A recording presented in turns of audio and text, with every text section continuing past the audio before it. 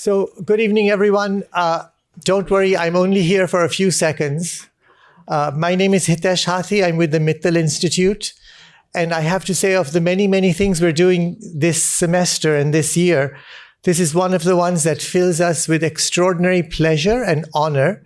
George Michell, I will not give a full introduction to him. Professor Jinah Kim will shortly. George Michell is an extraordinary scholar who's been working in the fields in a very direct way. And when I was a graduate student here in the 90s, I began my journey in Indian architecture with him. So it's a full circle for me some decades later. So it's wonderful to have you here, George. And as I said, I'll leave a proper introduction to Jinah.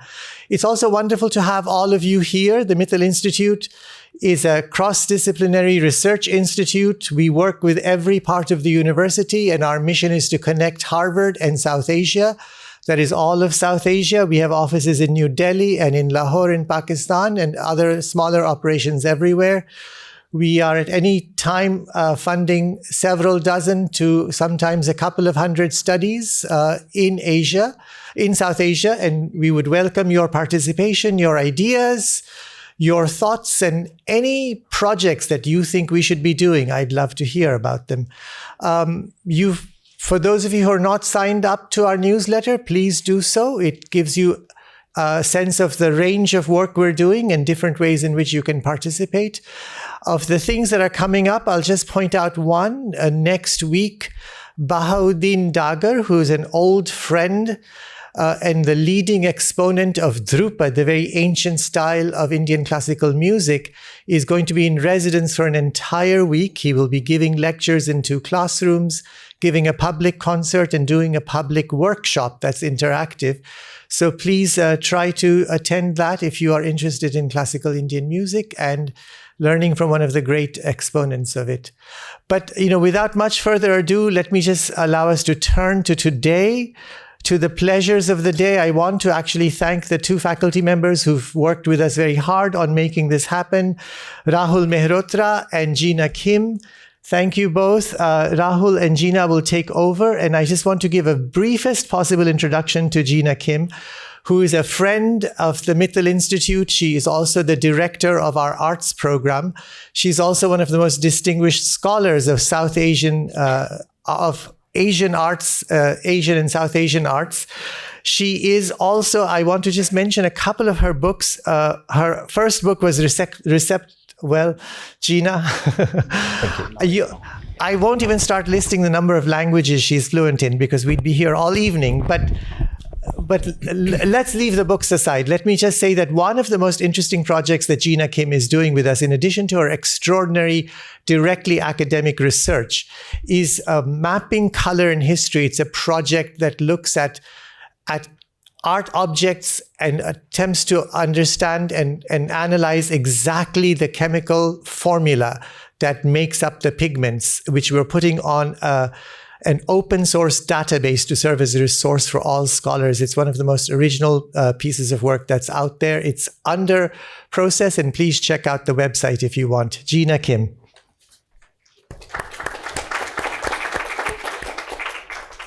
Thank you. Thank you, Hitesh, and good evening, everyone.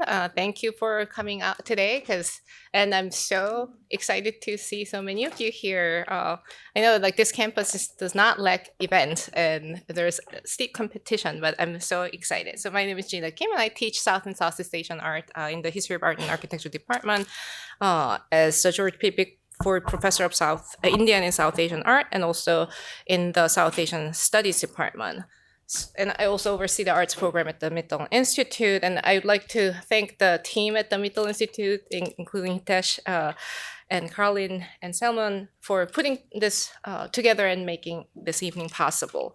So I welcome you all. And really, I am really truly delighted to introduce this evening's speaker, Dr. George Michell.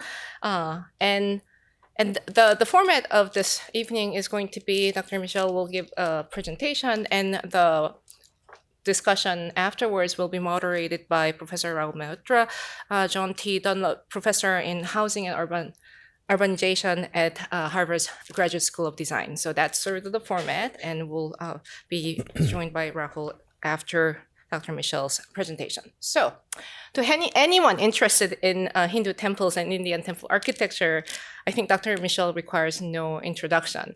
And I can tell you, I'm actually on sabbatical, and it's only, George, like your work and like my admiration for the work that you have done that brought me out of my hiding spot. So, Thank you. So I am really in hiding, but I did decide to come out because this is so meaningful. So George Michell is a world authority on South Asian architecture and amongst the most distinguished architectural scholars working on South Asia.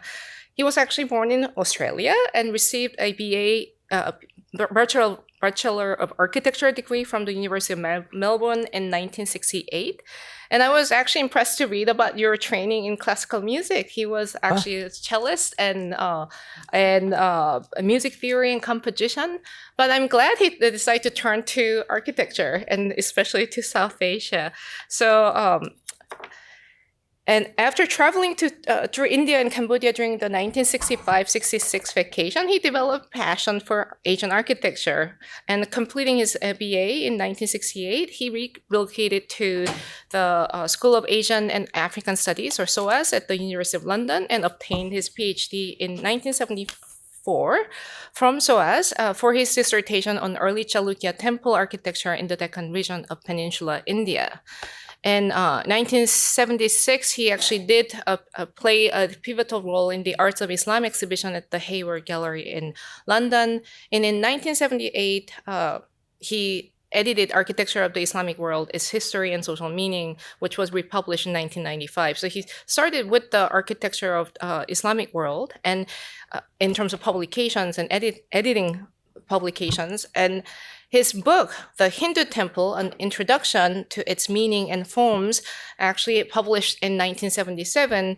This, and I did bring a copy of it. This is, I think, how many editions is this? I think it's Chicago, is it? This is a Chicago version. So 1977 was a London version. Yeah, a London version. So I did have another version, and like I lent it to student, and it disappears. So this is how popular this book is. It just like it has legs and disappears.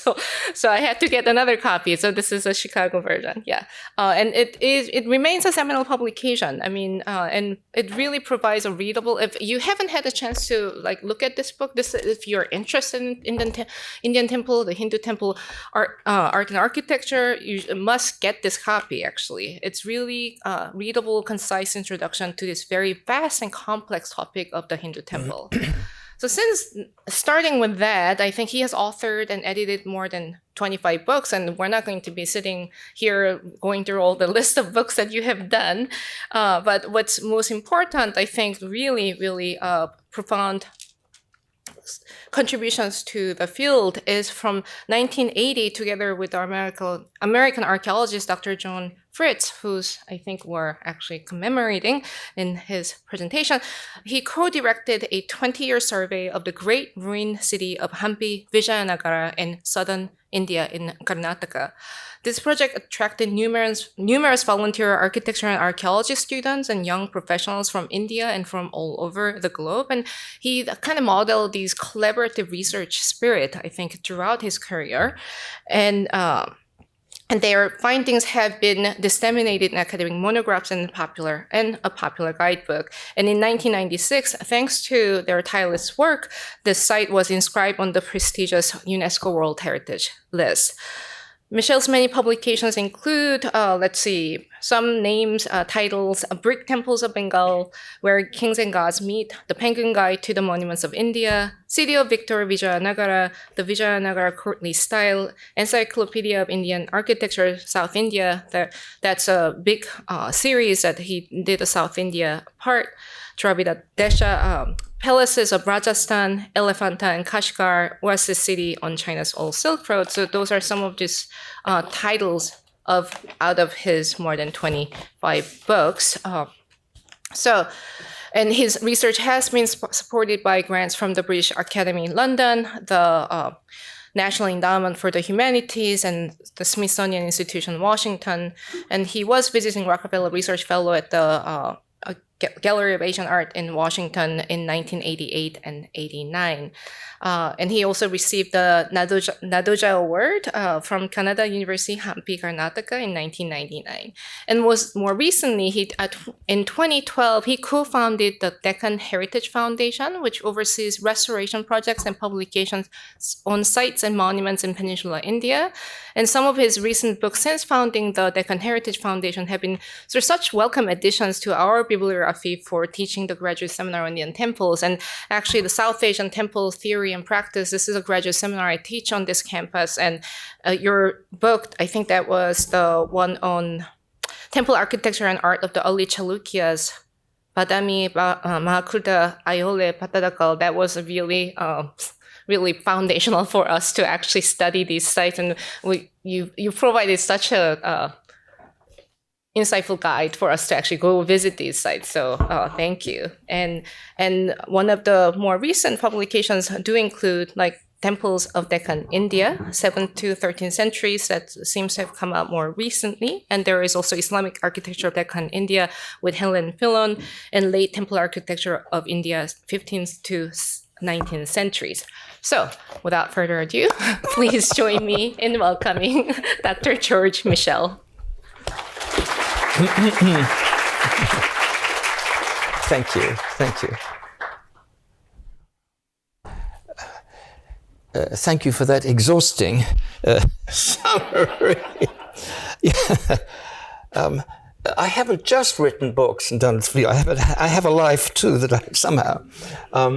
Anyhow, this talk is about two people with two very different backgrounds who intersected at Hampi Vijayanagara.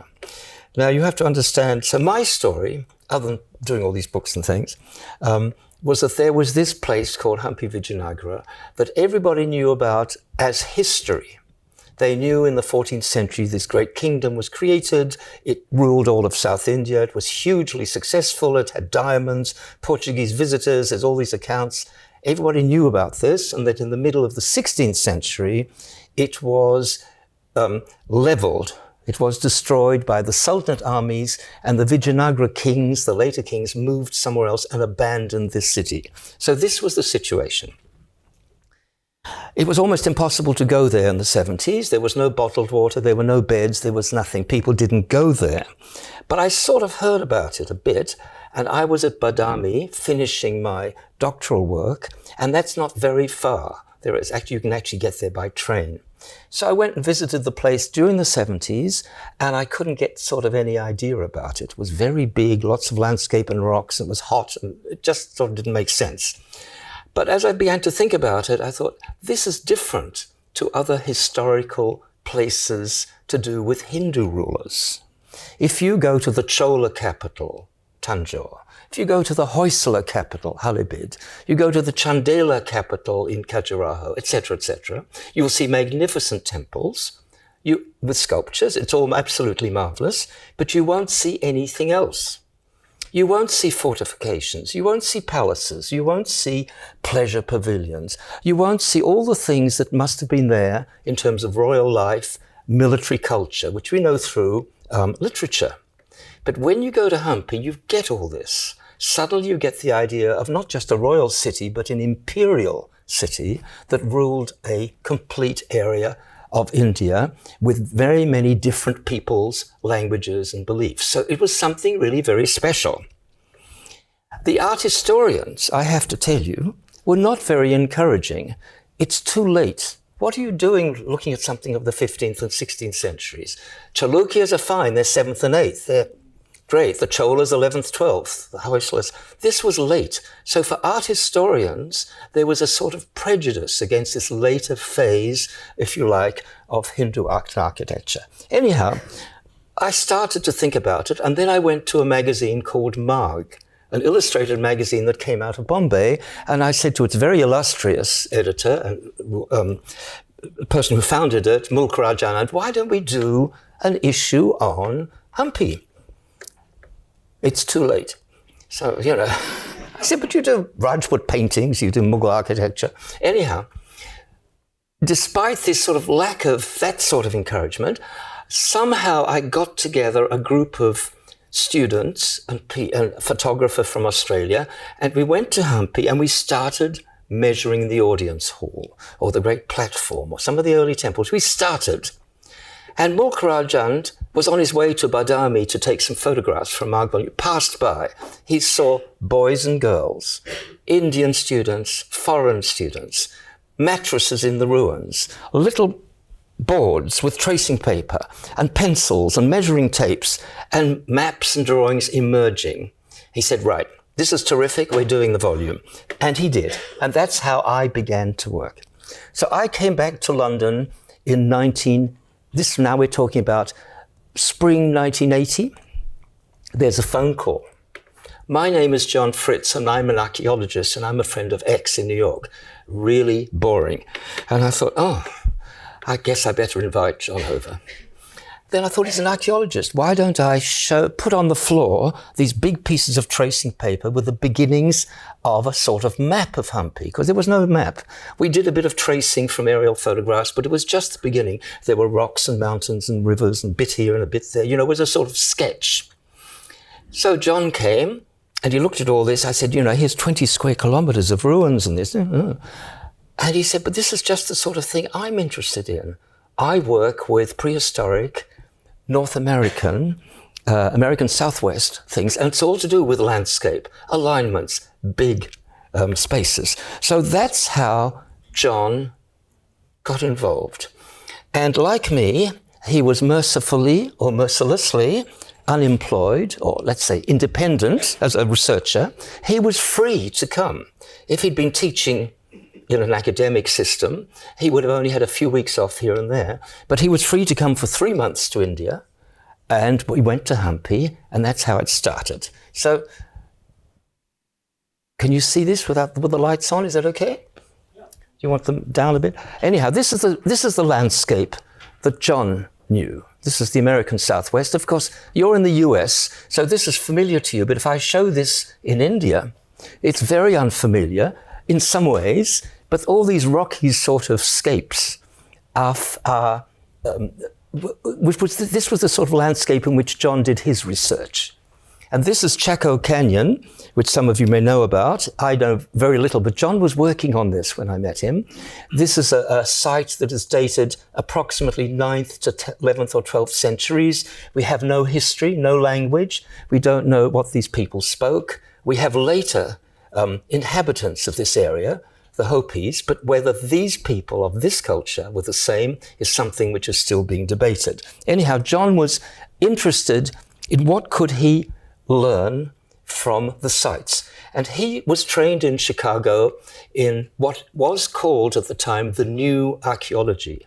And this was a sort of anthropological approach to archaeology, which I'm not the right person to talk about it, but it was really saying, you can study culture, you can study social systems. There are many things that you can get from an archaeological project, not just data, stratas and all that sort of thing. So John was very interested in belief systems and society. So this is the Chaco Canyon, and these dots with little letters are various sites within the canyon. And John got very interested in something like this.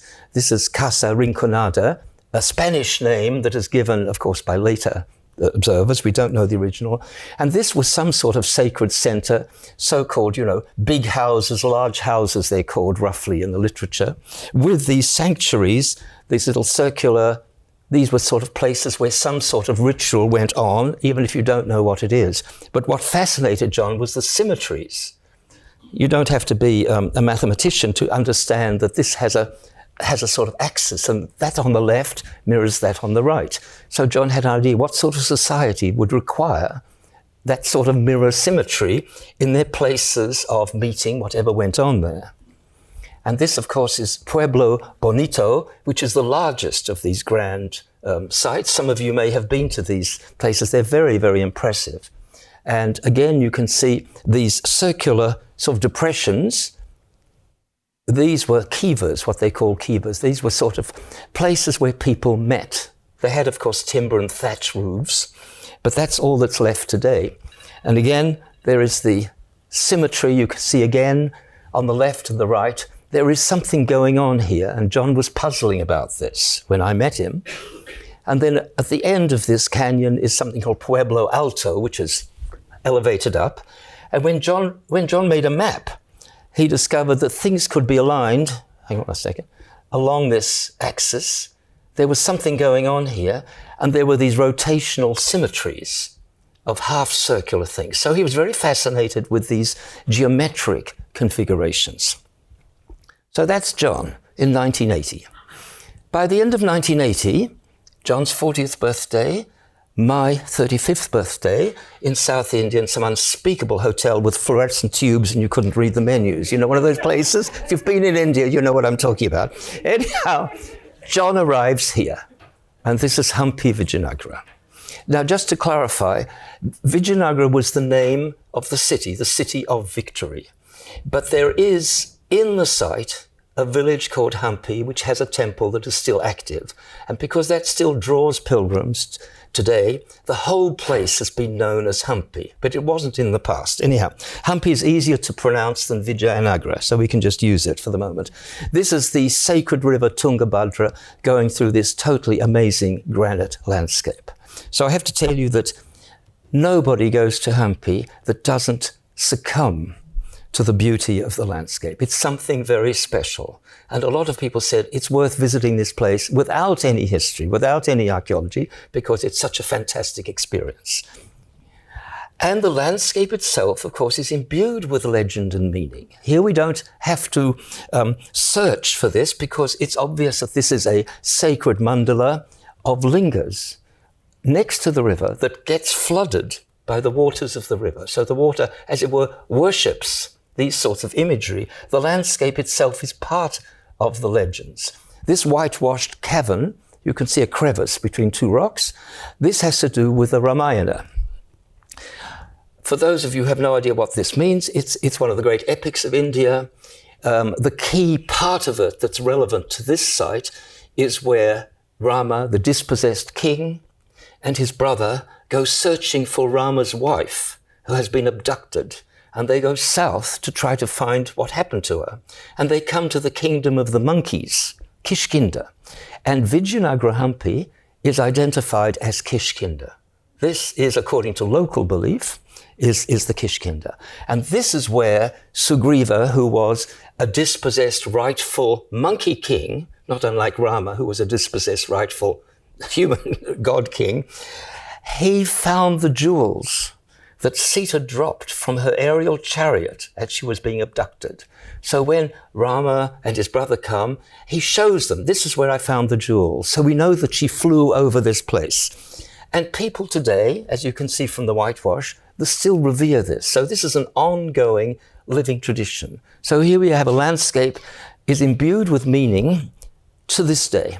And we have the landscape itself is cut into images. This is the hero Hanuman, the monkey hero, who goes out and tries to find where Sita is. You can see he's very defiant.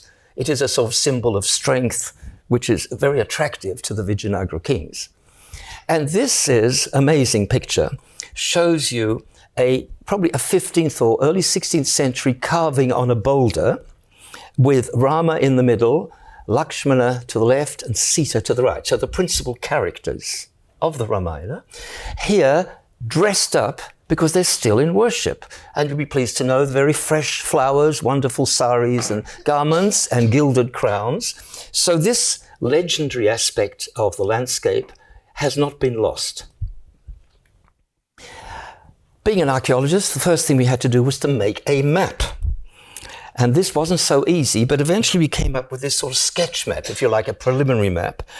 And for those of you who are interested in Sanskritic sources, the literary intellectual background to the visual arts in India, you will know about something called the Shastras, which are sort of theoretical texts on how to make a building, how to lay out a city, how to do this and how to do that. Well, whatever the Shastras say, Hampi's Vijayanagara does not fit into any of their models. One of the reasons, of course, is that there's a landscape. A city has to be built in this wild landscape. Now, hang on.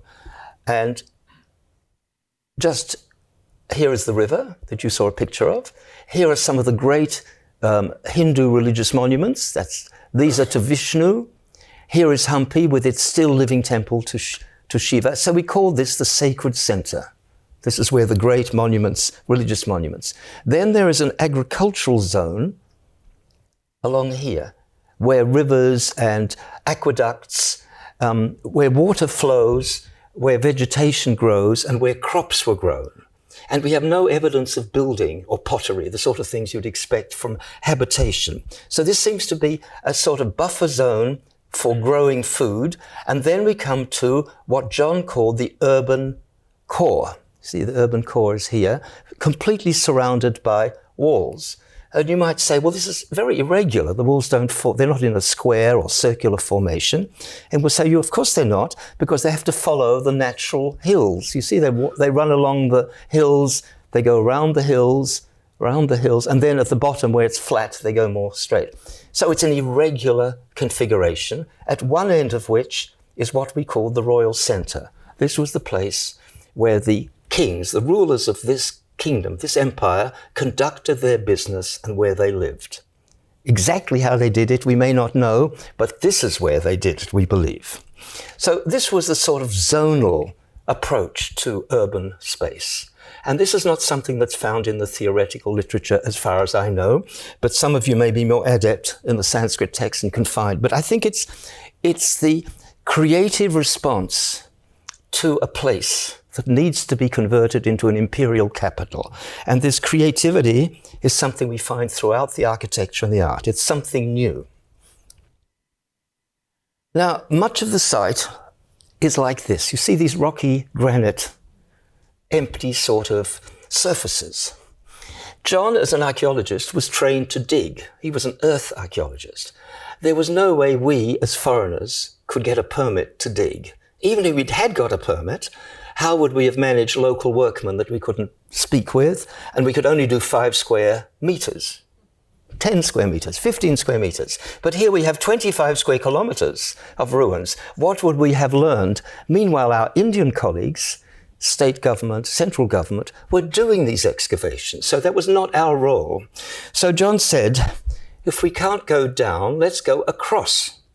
So he developed, I think very creatively, a project of surface archaeology. That is, you do everything you can on the surface without intervening. You observe everything.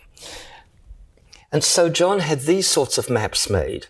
You can imagine with the irregular surface. We had these done by a professional surveying team. You must remember that in the 80s and 90s, we were in the very sort of traditional way of plane table, Adelaide, measuring. So we created these maps, and then we had the students go across each map and mark everything they could see on the surface that was man-made. Everything, whether it was a scratch, a step, a block, this or that. And these numbers, you see on a typical map, are some of the observations. And for the 25 square kilometers, we have something like 280 maps, big maps like this, 1 to 400 is the scale.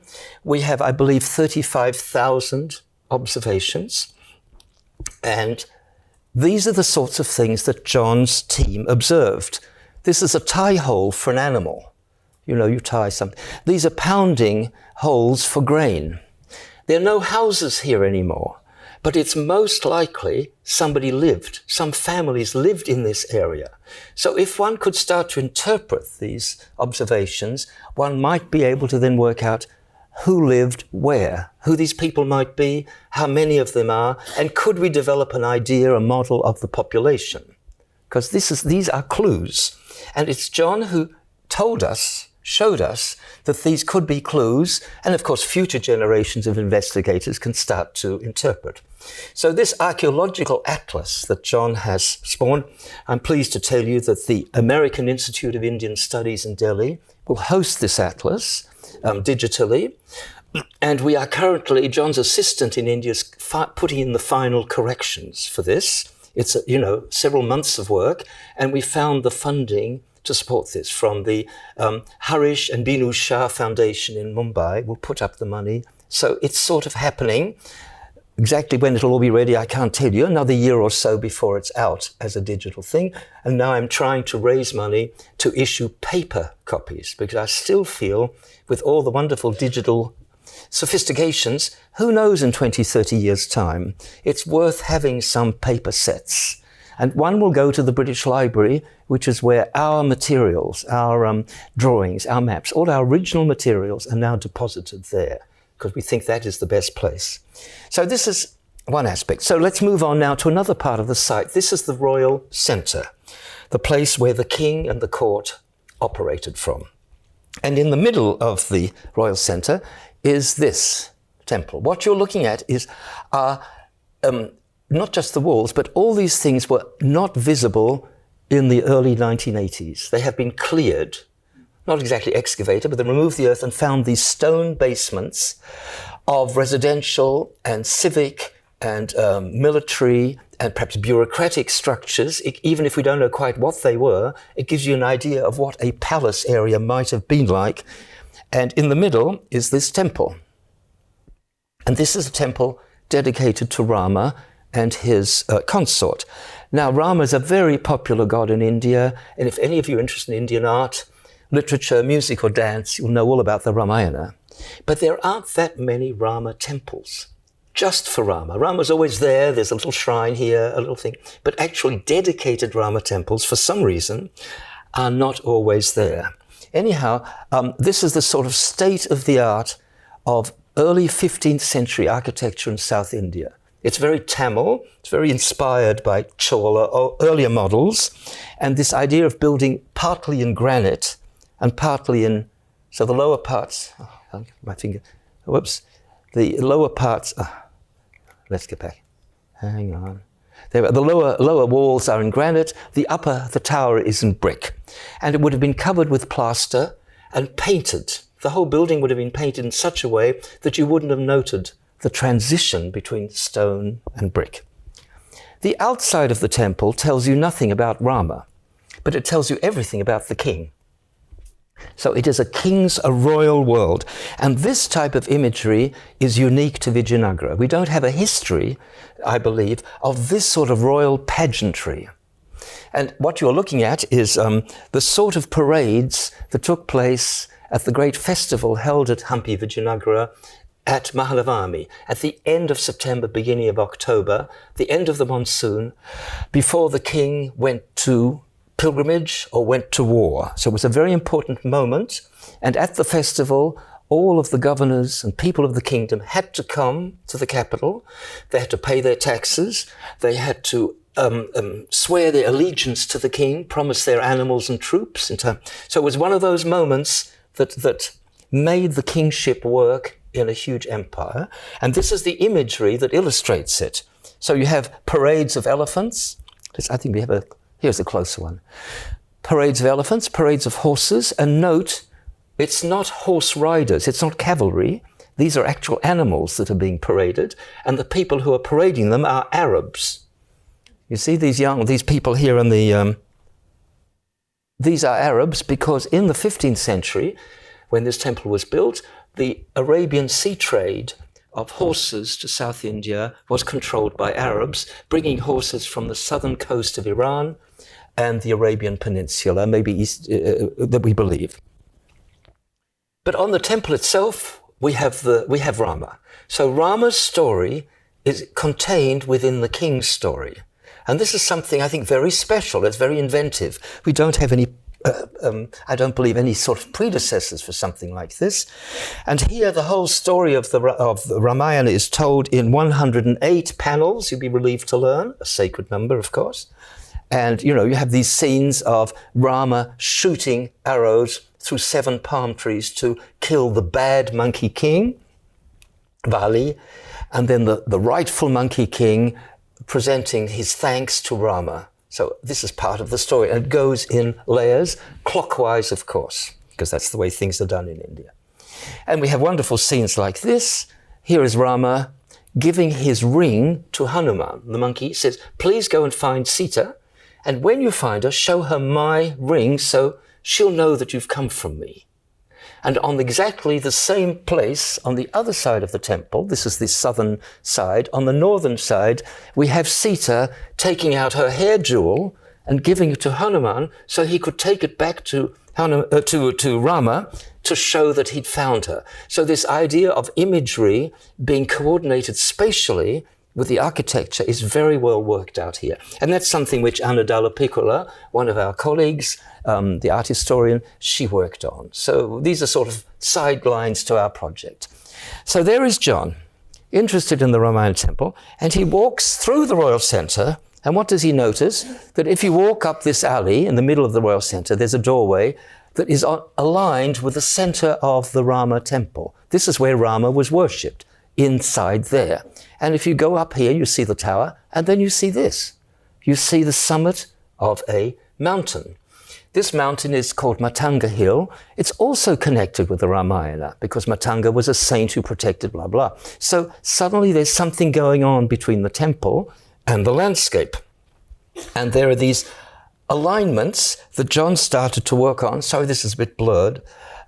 Between the temple itself, which is the way you circulate the temple, and Rama's story, arriving and all the places he went to. Like this is the Matanga Hill, and this is another hill where Rama and his brother waited while Hanuman went in search of Sita.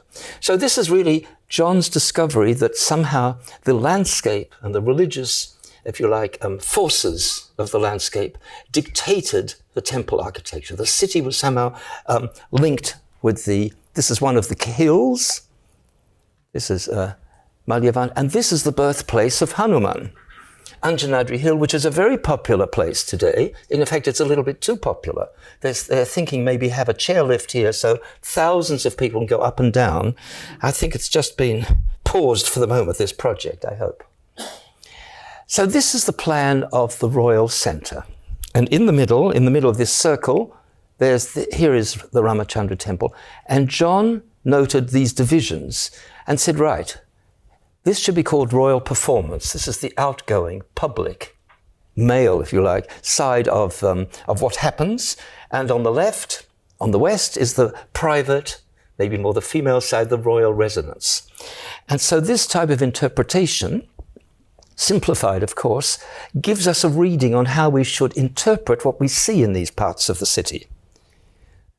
These are some headless royal people in the local museum. I wish we knew who they were, but they were found in the ruins. So this is the imagery of the king and the queen doing worship. So they must have been set up in front of a shrine. So they're permanently worshipping. And this is the sort of, I would say, urban scape that was uncovered during the 80s and the 90s. And this you will not see at all those other capital cities that I talked about. Here you have the stone foundation, stone and rubble foundations of palaces closely put together, so they make really a sort of residential core. The archaeologists call it the nobleman's quarter. But though we don't know if noblemen or noblewomen lived there, but this was some sort of residential place. And this is a typical palace. Now I'm sorry, I can't show you more because that's all we have today. But this is a sort of plan we made of a recently excavated palace. And as you move through it from east to west, you go up little by little till you come to these chambers at the uppermost level, which must have been used in different ways at different times of the day, maybe in different seasons, exactly like palaces in Europe. You have to remember that our idea of a living room, a bedroom, a kitchen, all these things are relatively modern in our residential architecture. Rooms were used for different reasons, so we don't know. And here is a possible reconstruction of it. And you can see it has these wooden columns, which of course were burnt when the city was destroyed, and these masonry towers, which were probably made partly of terracotta with tiles and things, all of which would have collapsed. So all we have are the stone, the granite bits. And they have these sort of imagery, these sort of snarling beasts, which are protective. You find them in temples, of course, too, but they're auspicious things to have as you enter a building. And in this royal zone of royal residence, we also have something which is known as the underground temple. Some of you may have visited these places. This is a temple that got buried through accidents of agriculture and dirt accumulating and had to be dug out. It wasn't an underground temple, but it's very mysterious. And what's interesting about it, it's dedicated to the same god as at Hampi village. The main god in Hampi, which is worshipped to this day, is Virupaksha. He's an aspect of Shiva. This is a Virupaksha temple, and if you ask how do we know that, because there is a convenient inscription of one of the kings giving a grant to Virupaksha, which can be read there. And it would seem this is a place where the royal household, the queens, the nobles, the children, could visit and worship Virupaksha without going to Hampi. It was an in-house temple, so to speak, in-palace. And this we know from European and other places. Very often palaces have private places of worship that replicate the cult somewhere else. So that's something which makes sense. And it's very mysterious and wonderful, and it's flooded. So it's quite tricky to enter because the temple is so far down that all the water from the surrounding fields is accumulated there. So it's quite an experience, this so-called underground Virupaksha temple. Now we're going to the zone of royal performance. That is on the east side of the temple. So these are the parts of the site that have these sorts of configurations. This is 100-column tall, or rather what you see are the stone bases of 100 columns, which would of course been in wood. And we do know from Abdul Razak, who was a 15th century Timurid period visitor from Central Asia, that there was 100-column tall where the king, or maybe his representative, gave justice, made decisions. Exactly how it worked, but it's a very interesting idea, and it's something that does relate to the Middle East, I think. This is how it might have looked. It's a sort of a... we worked with a couple of people who did these sorts of reconstructions, and it's a guess. But you can see these lofty timber columns. All the timbers, of course, have disappeared. They were too valuable if they'd survived the burning of the city. And then we have this wonderful monument known as the Mahanavami Monument, because we believe this platform is where the king went during the Mahanavami festival to worship a very powerful goddess. This is one of the key things of the Mahanavami festival, known as Dasara. In other parts of India, some of you may be familiar with that, where the king worships Durga, or a powerful goddess. Blood has to be sacrificed.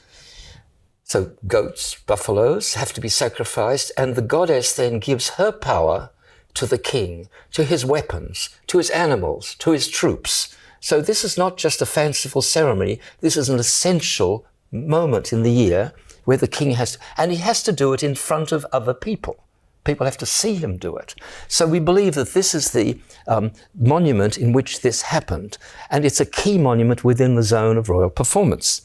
And this is an idea of how it may have looked. It was extended over several years. So the lower parts are 14th century, the uppermost parts are 16th century, and the thing at the top, that hall, that mandapa as we call it in India, of course there's nothing left there, just the stumps of the columns.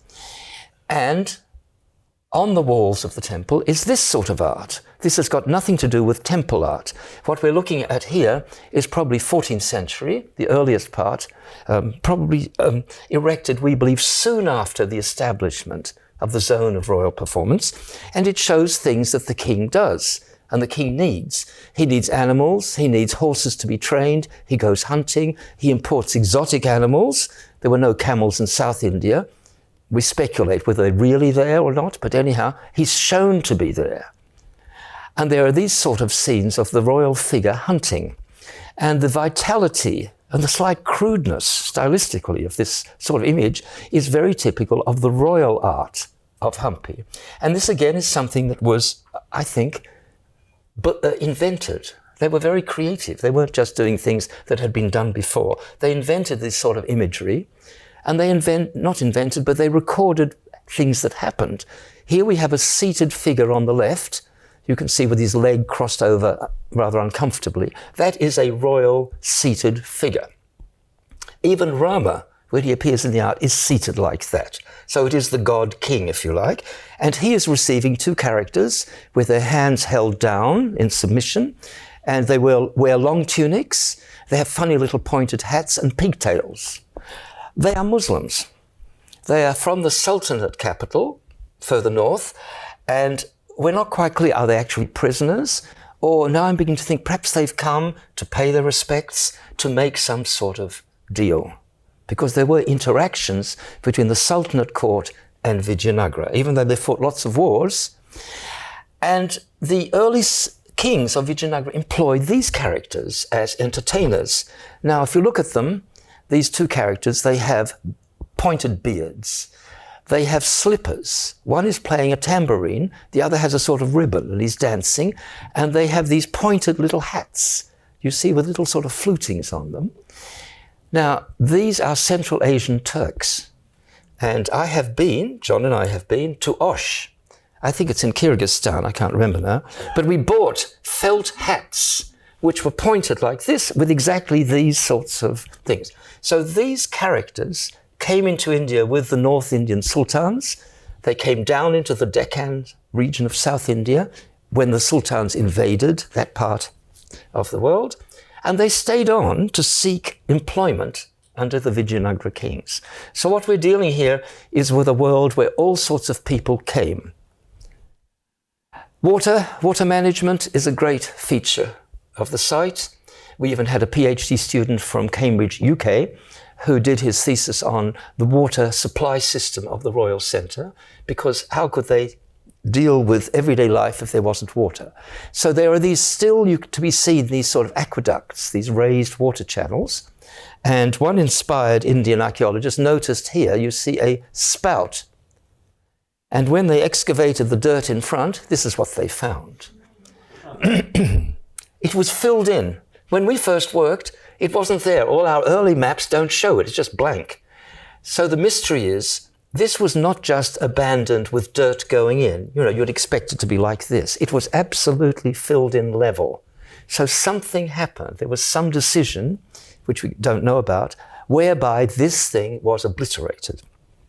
Anyhow, when we looked at this wonderful step well, with all these marvelous steps, because this is a rainwater well, which means the water goes up and down at different times of the year, depends at which level you go, depending on how much water. You can go at any level. We discovered on every block there was some letters in Kannada script, north, south, east, west, row 1, row 2, row 3, row 4, level, all these instructions. This is the sort of thing you do when you dismantle something that is built. You want to take it somewhere else and rebuild it. There's no reason to do that if you're just building it for the first time. So there is an idea that this is a pre-Vijayanagara stepwell from an area where such stepwells are found, Lakundi, Itagi, Gadag, about 150 kilometers away.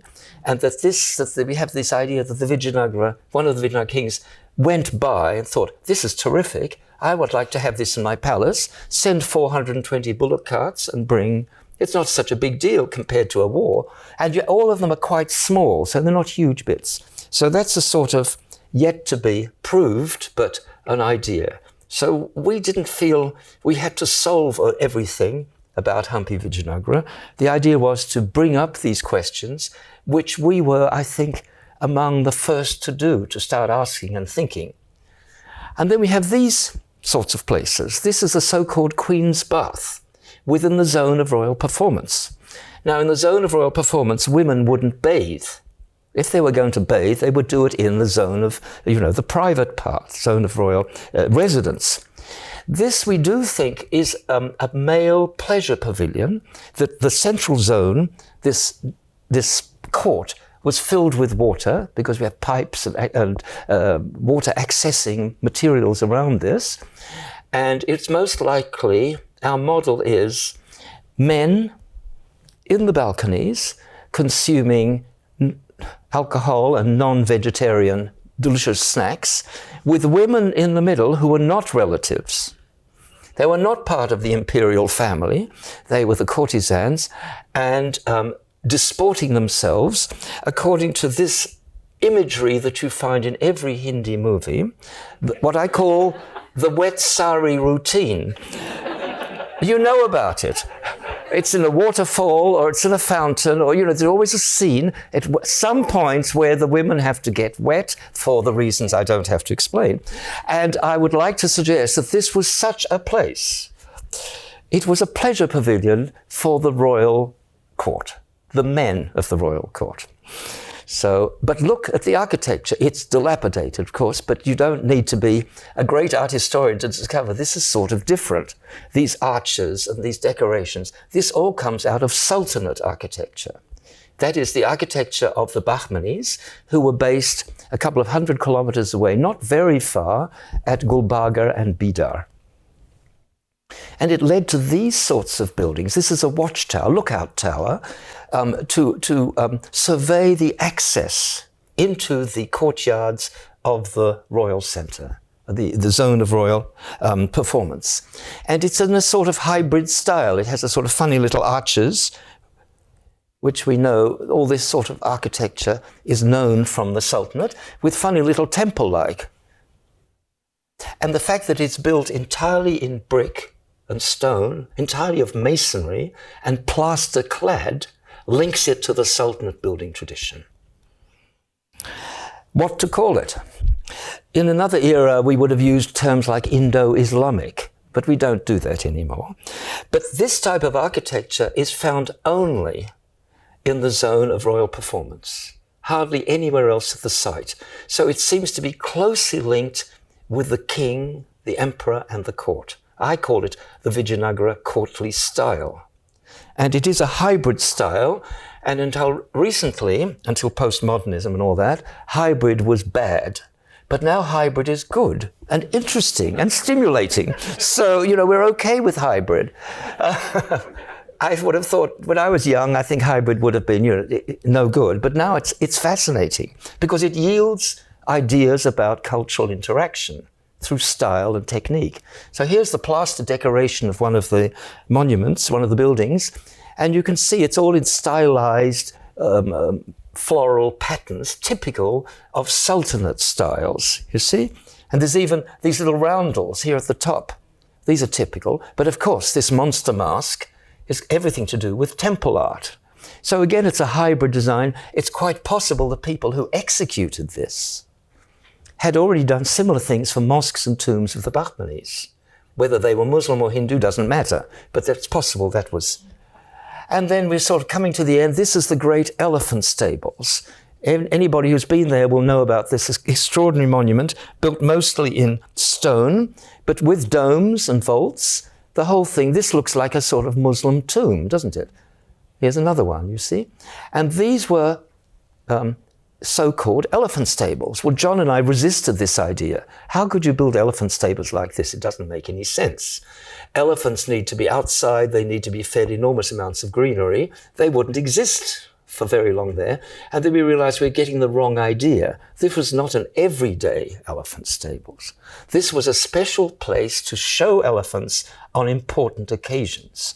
And one of the clues was that this lovely garden here, made by the archaeological people in India, was not a garden.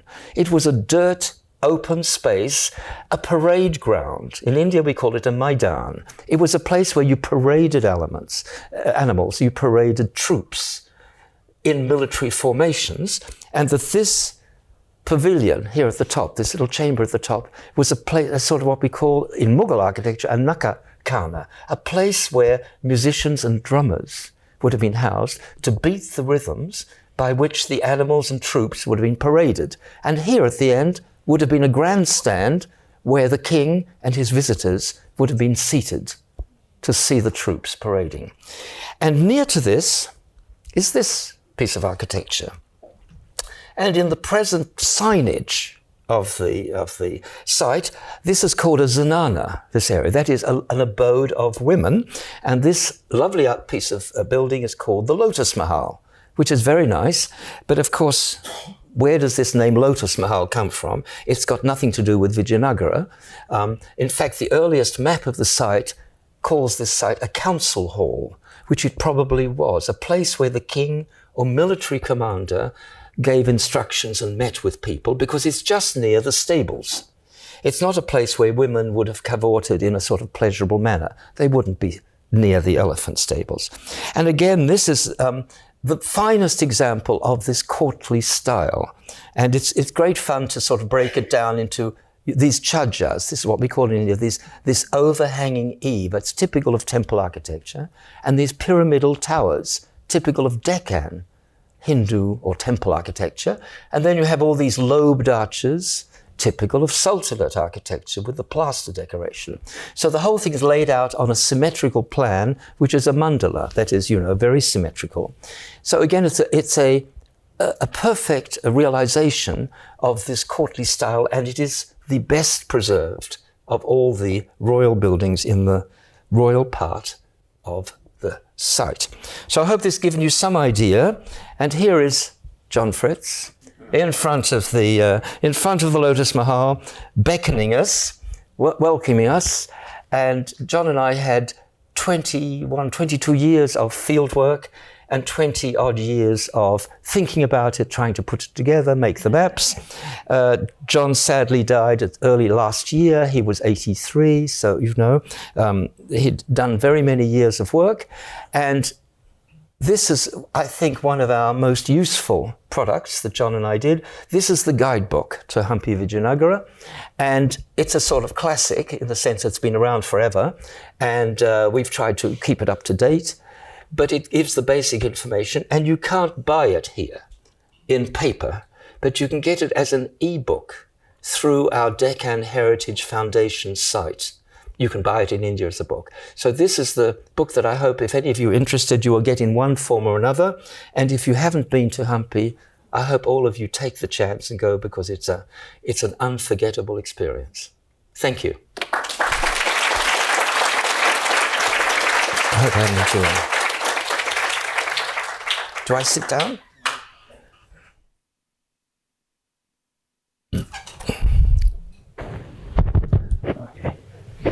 Thank you very much, George. What a journey. Incredible.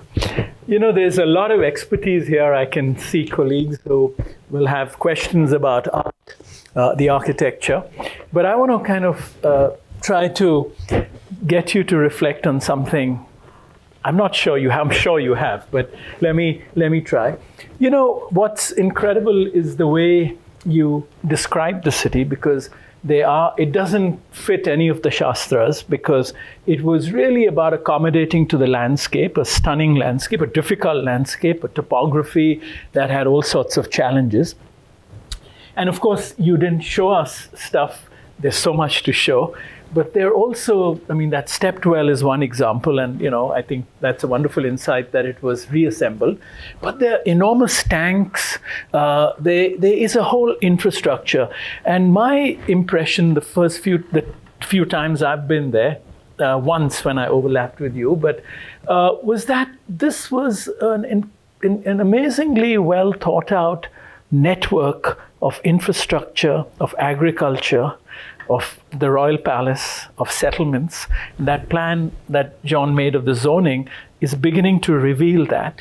I'm sure as research is done and this is mapped more accurately now with the digital tools we have, what will emerge, I'm speculating, I just want your thoughts on it, is a very robust network urbanism, so to speak.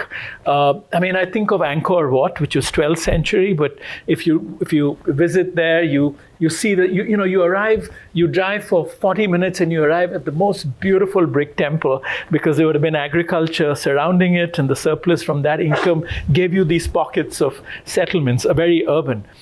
And so have you thought about, or have you all in the documentation tried to discern that larger pattern of a very particular kind of urbanism here? So are you suggesting, was there a real intention from the beginning to create something like this? That, or did it evolve and then it was realized and reinforced? Because some of the enormous infrastructure you see there can only suggest that. Yes, of course. Beginning with 220, 230 years, and we have seen changes, additions, modifications, and it starts here, then it extends. It has a sort of chronology, roughly, that it's hard to establish that with. But I think the overall, we come away with this idea of this creative response, this extraordinary historic moment when these local guys who were nobody found this moment to become not just kings but emperors, to take control of the whole of South India, bring the wealth back to this place where they came from, which was this area, and start to build something new. There was no royal centre like this that we know of before. No. And I think this inventiveness is something which goes throughout the history, from the 14th to the 16th centuries. That's something I think which we have tried to emphasize, rather than being something which is rehashing something from the past about which we don't have the information. I think it is an enormously creative, exciting, and way of creating an imperial life place where they could control this amazing empire. Yeah, and that sort of makes me also think about, as a student, remember meeting you 30 years ago, I was studying in Ahmedabad, and there were students from our colleagues who were going out in your teams. And, this was an amazing project, unprecedented in terms of its scale, perhaps, at least in India, and multidisciplinary. You had students from around the world. Not a stone was moved, and the surface archaeology, wonderful term, in the way you engaged with this enormous site. And I know I can say this firsthand, that there was a shift in culture in the way of even beginning to document sites like this, and I think what you sort of did. And so I'm just wondering, and I think often about it from the perspective of pedagogy, and how this should really be part of what we teach, in a sense, especially when now, today, we are far more sensitive about how we work with nature, when we, build settlements or engage with intervening in settlements.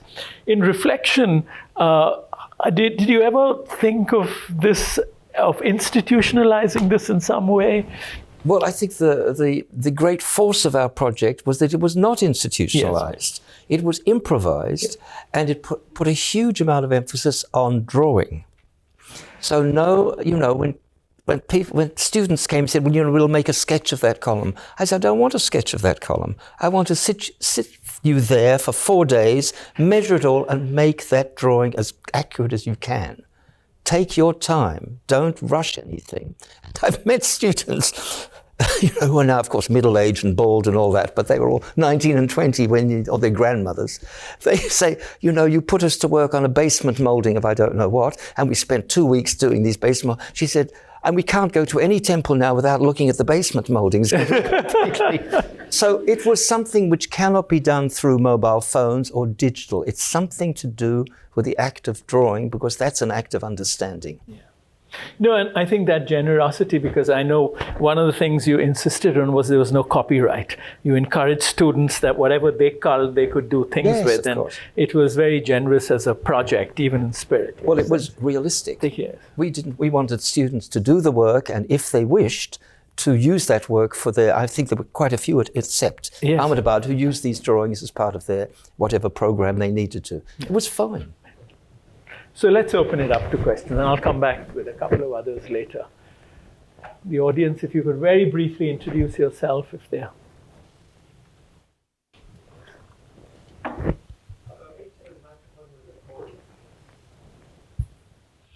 My name is Deepak Singh, and you have said that this is not just a temple town, but a full center as such. Have you come across any other such centers, either in South India or anywhere else in India? Thank you. There are very few royal cities which have things more than temples, one of which is Warangal. Have you heard of Warangal outside Hyderabad? Mm-hmm. This is an example of a circular city. 3 concentric circles, stone in the middle, 2 of earth. At the dead center is a great temple with 4 gates facing the 4 directions, facing the 4 entrances. So this seems to be shastric. That is, it seems to follow a geometric model, but it's again unique. I've not found anything. I mean, it's a very fascinating place in terms of urban design. Yes, yeah, very much. Vishal?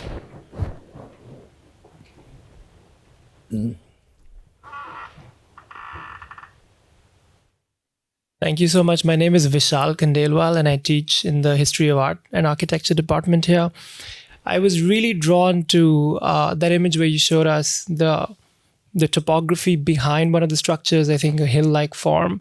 And it just made me think, were there sites that you found away from the main urban core in the peripheral, topography of the region that give us a sense of the relationship between the main core site and then that which is around it in its surroundings? And I have to admit, I've never been there, so maybe this is a very obvious question, but this axis that you saw, the Rama temple with that shrine above, continues invisibly, but on the map, you continues down to the river, where there's a special Rama shrine, across the river, downriver, to the hill of Anjanadri, the birthplace of Anjanadri. It's a sort of Ramayana axis.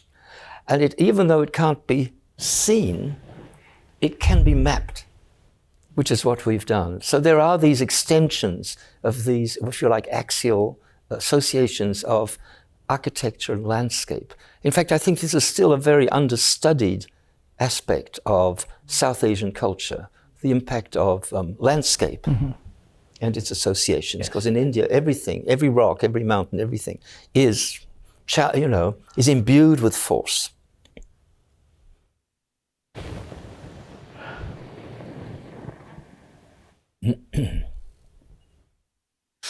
Hello. First of all, let me say that thank you and myself, Dr. Praveen Kumar Singh, and I'm just so kind of, for so many years was so much inspired by the Hampi civilization. And today I'm just a visitor to Boston and just to find a lecture, something like this happening. So it was quite experience, a delight for me.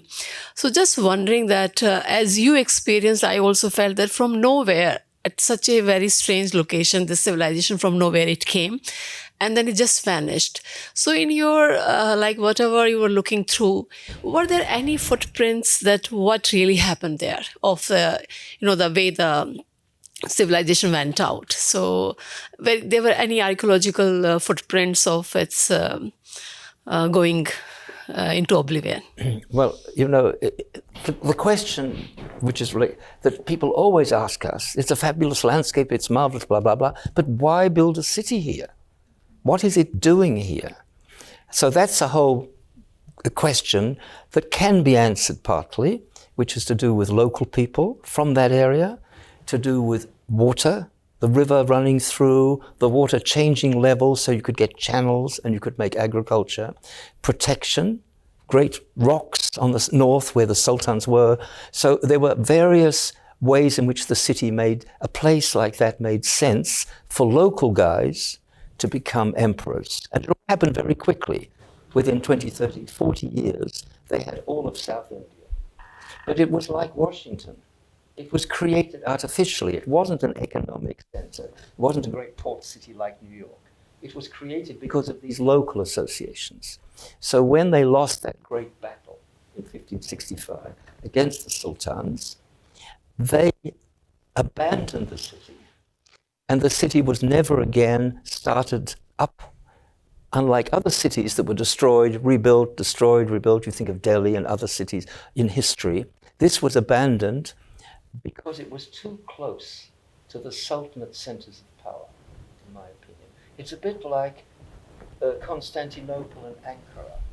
After they lost the European provinces, the Ottomans, they shifted the capital away from Istanbul to Ankara because that was more secure. They weren't on the edge of the lost. There's something like that, and there were, as you probably know, there were later Vijayanagara kings ruling from what is now southern Andhra, Chandragiri, Penukamp, and they, of course, were diminished. So these are parts of the economic and political problems, and the site was never again inhabited. So ideal for us, because what you're looking at, or at least that's what we thought, everything is pre-1565. As it turned out, of course, not everything was brief, but I mean, that's another subject. What happened to that site in probably the 19th century. There is some story there, but I can't go into that. Yeah. So there are historic, economic, and political, and of course the religious associations, the things I showed you at the beginning, that is permanent. And that was probably there before. So it was already a site imbued with religious affiliation. And there are some earlier pre-Vijayanagara remains there. Please bring you the mic. Yeah, I had a question. Could you just introduce yourself, your name? My name is Subhash Pereira. Was Hampi identified with Kishkinda even in the 14th and 15th century? And is there a temple dedicated to Hanuman in this place? I think, in fact, it was probably identified with Kishkinda before. I think one of the reasons why that place was selected was it had this religious, what would you call, sort of prestige, that it already was a place of importance. But the Ramayana associations were revved up in the 15th century when that Rama temple was built. And there is some idea that when India is in a crisis, this is not my idea, but I'm trying to think whose idea it was, doesn't matter, the Sanskritist at Columbia wrote a wonderful article, that when there's a political crisis, the Ramayana story is wonderfully useful because it's a very clear story of good and bad, destruction and rescue and triumph.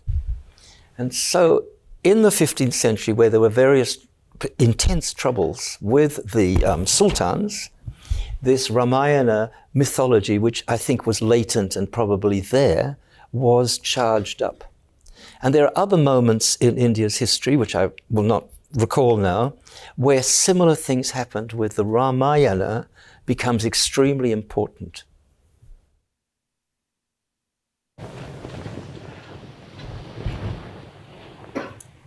Hi, my name is Deepti Nijavan and I'm an urban planner. So when you're talking about, the importance of Ram in Hampi, how do you connect it with Ayodhya? Which is far away. It is far away, but you see, Rama came from Ayodhya, wherever they imagined Ayodhya to be, right. And he arrived in this kingdom of the monkeys, which was this place. So is it on his way to? On his way to Kishkinda, he had come from Ayodhya, wandered through the forest. There's various chapters in the wandering in the forest chapters. Right. Then they arrive at the kingdom of the monkeys, and this kingdom, Kishkinda, is identified with Hampi. I should say it's not the only Kishkinda in India. There are many places in India that are identified in various ways with this legend. It's a big place, but locally, this is the kingdom of the monkeys. And there are plenty of monkeys there, so it's not hard to imagine. They're still there stealing your breakfast if you're outside, Can I just ask you a quick unrelated question to the Ram temple? Can you talk a little bit about the step wells? Because to my mind, they're more like Rajasthan and Gujarat. Yeah, it's true. But there are in a certain part of Karnataka, Lakundi is an 11th, 12th century site with a beautiful step well. There is some tradition of these sorts of tanks with steps going down in Karnataka. Now, whether there's any linkage with Western India is something to think about, and I think people started to imagine that the Chalukyas, the late Chalukyas, who built these step wells, and maybe the one at Hampi too, under these kings, had some interaction with Gujarat. There's some historical link. I don't know whether they were invading or people were coming and going. And of course, if you look at the map, they're not very far from the west coast. And from the west coast, you can go by sea up to Gujarat. So it's not unthinkable. So I'm not saying it's a Gujarati influence, but I think there could be some connection. But that has not yet been explored.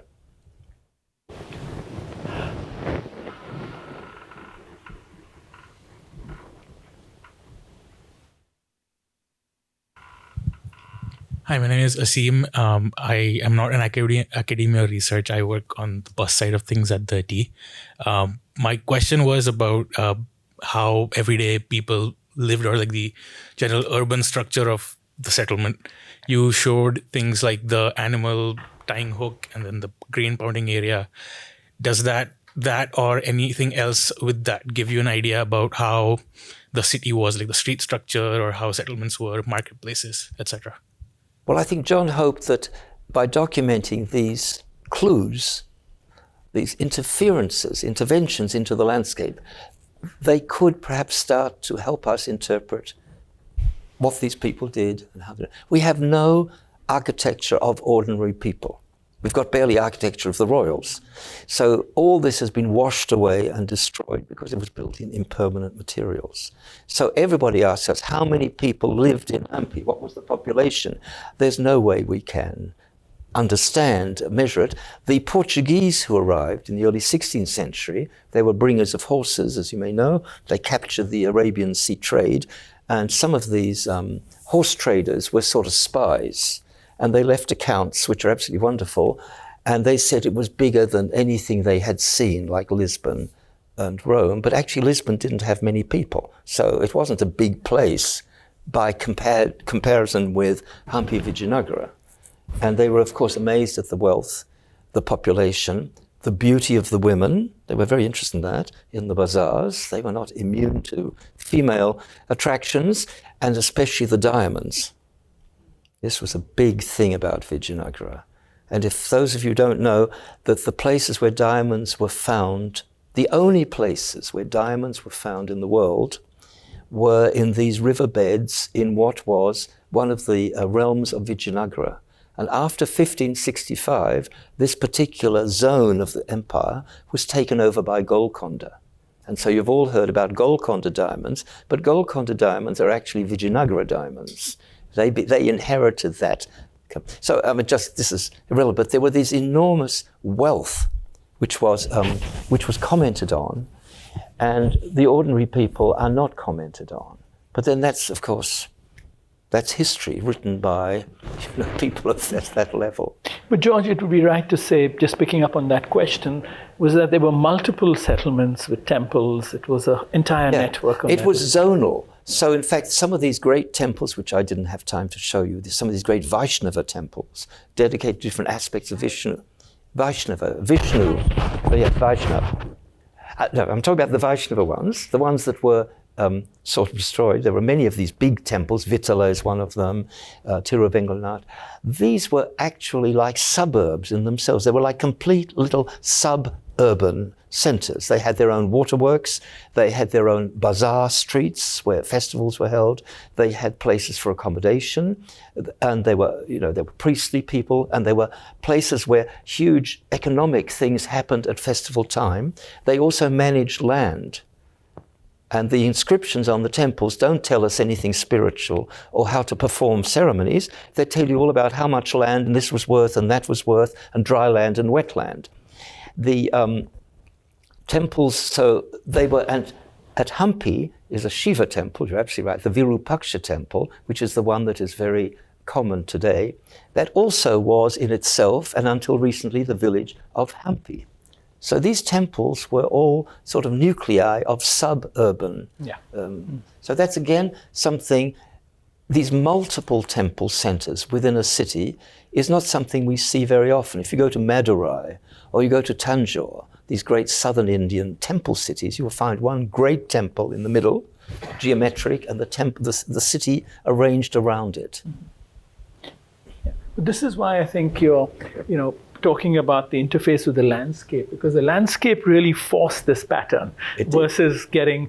it wasn't flat. They couldn't. And so that's what's interesting about that network. And then the people say, well, if the landscape interfered with these models of urbanism, why did they choose that landscape? And they chose it because of these things that I have discussed, you see. So it's it's a creativity which is to some extent determined by the setting and the historical circumstances. Sorry, there are two questions up there.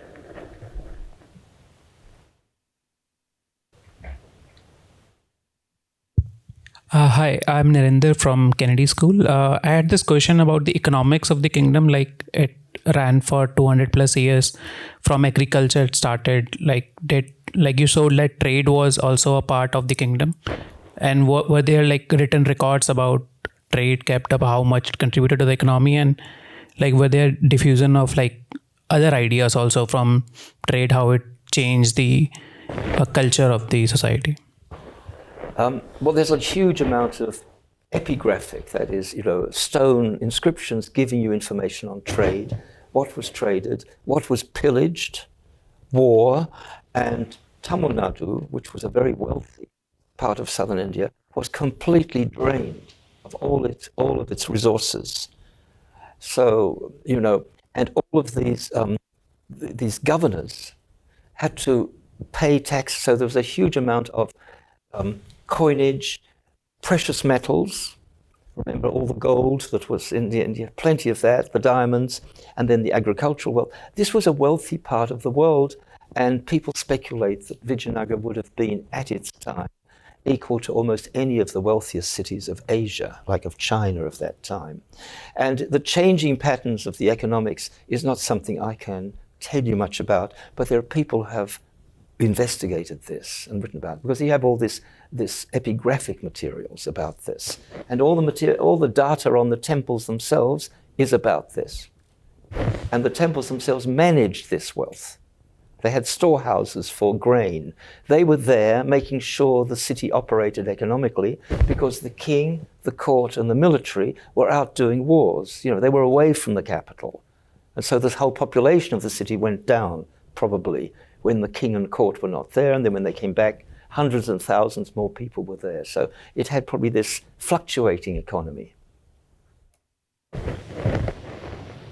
Hi, I'm Jamrisha. I'm a Masters of Landscape Architecture student at the GSD. Thank you for this lecture. The images were absolutely beautiful, and it felt like we were there with you while they were taken. I have a question about the water infrastructure that we got a few glimpses of through your presentation. You showed us these beautiful channels, and then there was a step well as well. Could you talk a little more from your observations about the expansion of this infrastructure? Did it follow the people? Did the people follow the water? And about other anomalies that you might have found with respect to that? Thank you. I think the water management that made the city possible was sort of crucial.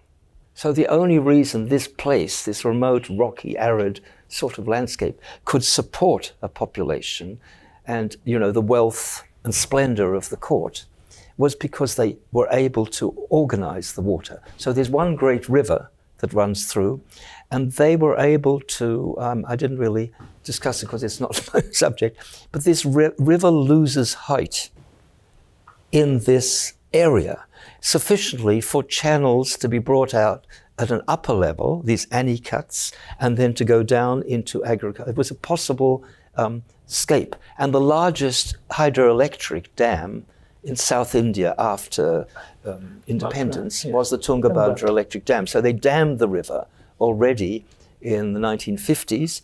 They probably dammed the river earlier on, but we don't know. Anyhow, the development of this irrigation system, if you like, water management system that fed these great tanks, and from the tanks the channels into the royal center, and every temple had a huge rainwater tank, which was used, of course, for bathing as well as for water management. So it is a whole subject in itself, the water management, and some of it can be dated because we know in the 16th century they added this, or in the 15th century they.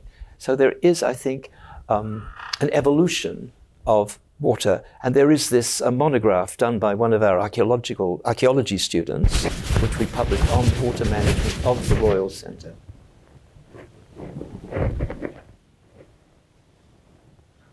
Yeah, hi, my name is Jaspal, and I'm a philosophy teacher. Do you think the builders of this town, they were familiar with Manasa Ulas, a 12th century Someshwar? He was the earlier Chalukya king. Because when I was there, I saw that, that place for elephants, horses. And Someshwar talks in detail about sports with elephants, camels, which we saw on the panels, and horses, and even with buffaloes, and how to shoot, arrows, up to which length to bring it. And it's this Manasa, it's in 20 volumes. and it's attributed to Someshwar. He's like a 12th century Chalukya king. So these are literary references to royal life in the 12th century. Yeah. So I'm not suggesting that at Vijayanagara they were the first to have animals, to do all these things, but they are the first to have built in such a way that we can see the urban built response to this. No doubt the Cholas, the early Chalukyas, the Hoysalers, the Chandelas, God knows whom, they all had royal lives. We know this from literature. They all had courtesans and palaces and audience halls and animals and hunts, all this sort of stuff. But we don't have the built evidence of it. So it's not that the Vijayanagara kings developed a unique royal life pattern. It's rather that they developed a unique urban and architectural expression, or one that has survived. Whatever the Someshwar did, we don't have anything. If you go to the Chalukya capital, it's not a thing to be seen, at Kalyan.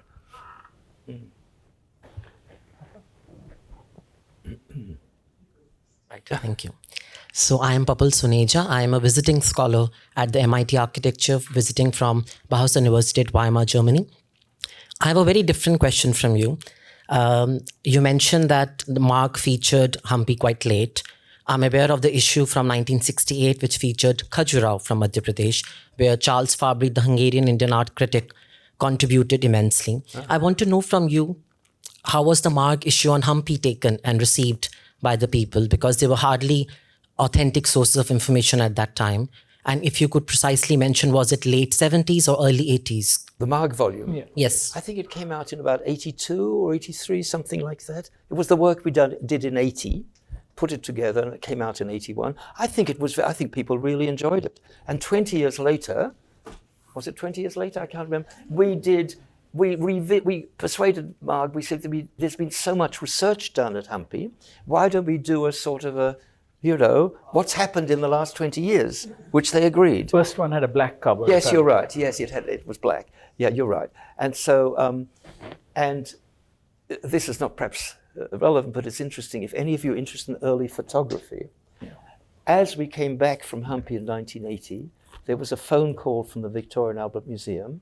Somebody had deposited 65 waxed paper negatives. I don't even know this early part of photography before glass, and they were about this big, and they were like negs, but they were paper negs.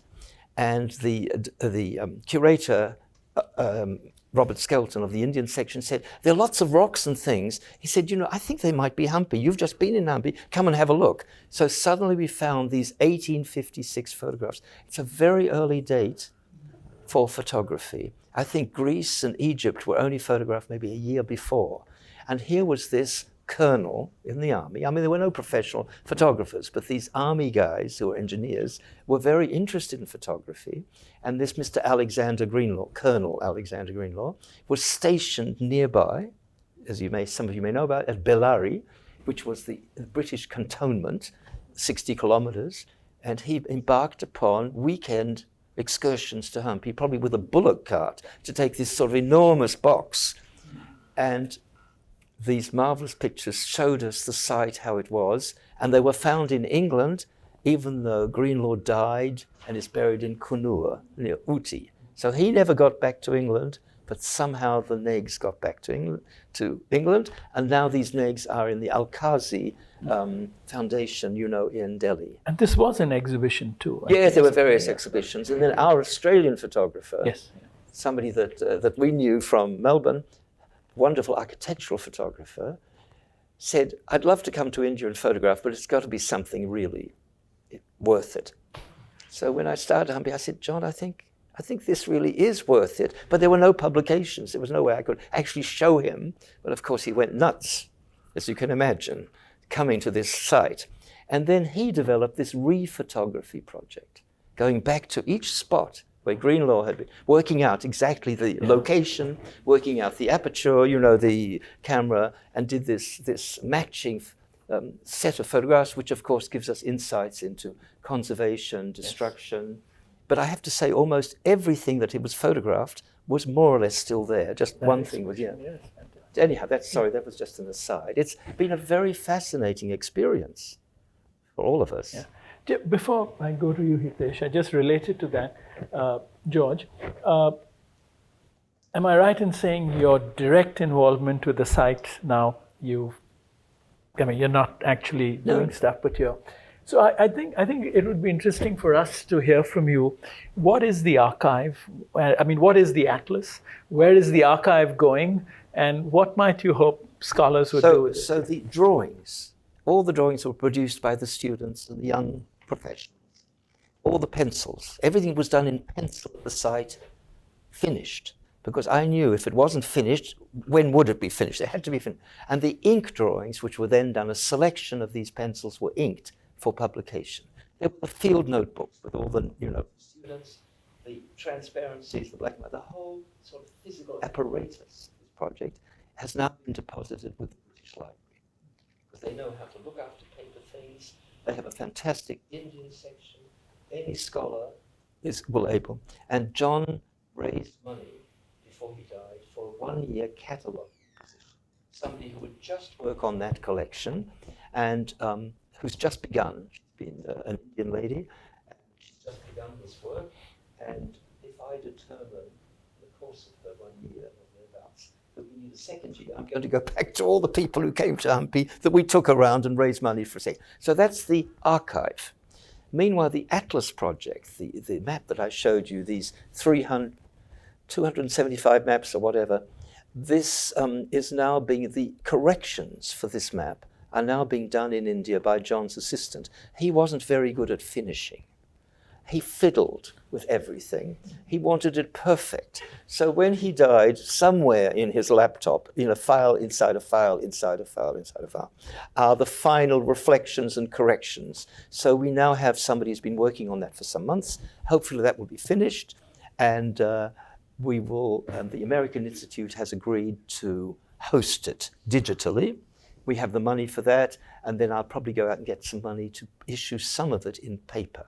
So these will be these great, great boxes with huge, completely cumbersome and not at all practical, but think in 30, 40 years' time. They'll still be there in the British Library, in the American Institute, maybe a copy at CEPT, I don't know, at various places. We'll see what happens. So I'm trying to manage all this so to tie up all the ends because our work has finished. But we have to make sure it's properly finished. And it's up to future researchers to do whatever they want. I don't think anybody's going to sit there for 20 years like we did and work. I can't imagine staff or students who want to do it. But it was a fantastic adventure for young people, as it was for John and me, because we had all these people come. We had no idea who they were. We couldn't possibly vet them properly. We have letters, My boyfriend's brother was with you last year. I'd like to come, but who are you? But they were mostly students or young professionals, architects, archaeologists, and then we had these visiting scholars, people who had written on history, on economics, on iconography, who sort of knew about the site. There was Burton Stein, a very well-known historian, who said there was nothing to see there. I said, Bert, come and have a look. And there was a marvelous woman who was the Secretary of Culture called Kapila Vatsyan, a great figure in recent years. Some of you may know about her, sadly no longer with us. Under her came all of the archaeology and cultural things of India. Anyhow, Kapila had never been to Hampi. So John and I shamed her. You've got to come. And she said, okay, I'm coming under one condition. I'm coming as a scholar, not as a government official. And she came, and we showed her around, and whenever we went to Delhi and John got in touch, said, I've got a new theory about something, she would see us. She wanted to be brought into the intellectual investigation of Hampi. She was thrilled, of course. Who wouldn't be? But it took us to sort of propel her to come. And of course, it was in a tent. It was very simple. It didn't matter. So it was a great adventure. And I'm going to be 80 by the end of the year. And it's enough. I have to finish it off. So I'm very pleased to be here to share some of this reviewing of this sort of rather unusual trajectory. And I think because John and I were not institutionalized, we were able to invest that sort of time and that regular commitment. I'm not sure if I want to take us back with a question. It's such a beautiful summation, but listen, there were two things I was thinking about. One is this very profound connection between landscape and the architecture. It's something, as Rahul also pointed out, we don't see in Indian architecture, is not evident to us.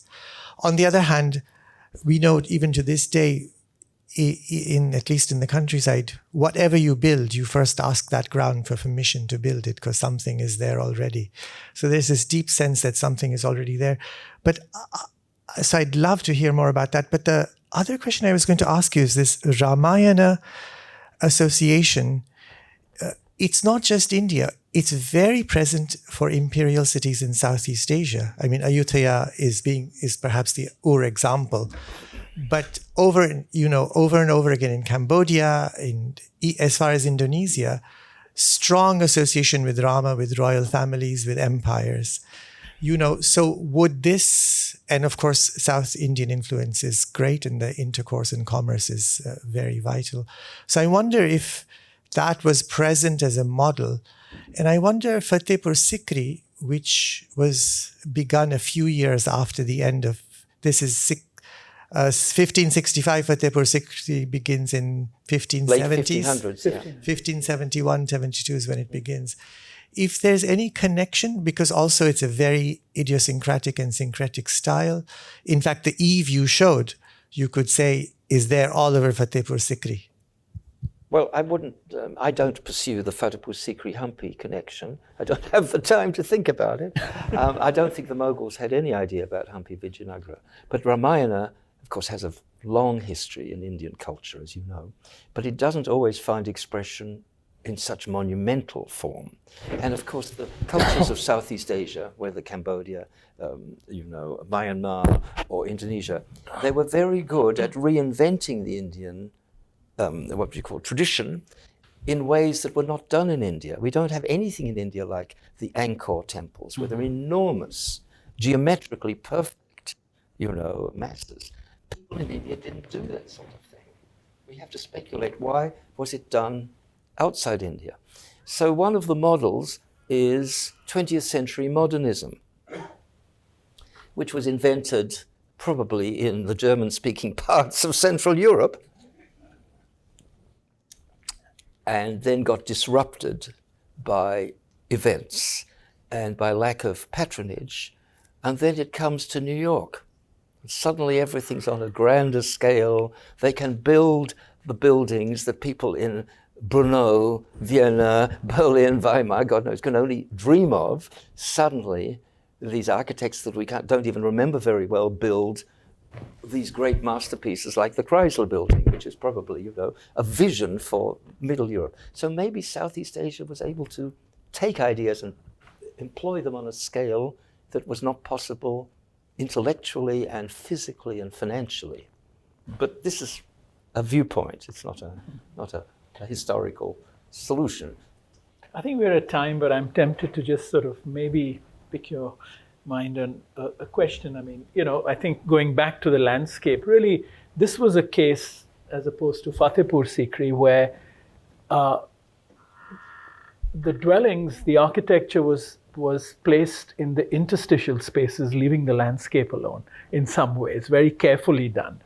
And you showed us that wonderful image of the stables where the Archaeological Survey of India has made a lawn and really, and so I just wonder, and I think, and I'm sure you've reflected about this, a site like this also poses challenges to us to think what conservation might even mean in a landscape like this, and how people might experience it, enjoy it, interpret it, and sustain it. And I wonder if those sort of thoughts... Well, the basic problem with looking after this site is that the authorities and UNESCO see it as a group of monuments. What it really needs to be is an archaeological park with landscape as part of the heritage. And this has not, we haven't quite got there yet. People have stopped the quarrying, and the desecration of the landscape, and farmers building and destroying things. So the idea of a landscaped heritage is for India still something we haven't quite got It's happening. I mean, it's in other parts of the world. Yes. They have these landscape heritages. Extending into the idea of cultural landscapes. Culture, and stuff, yeah, right? because the Hampi cannot be a group of monuments. That's right. It's much more. Great. With that, George, Thank you, thank everybody. you so much. You've milked me.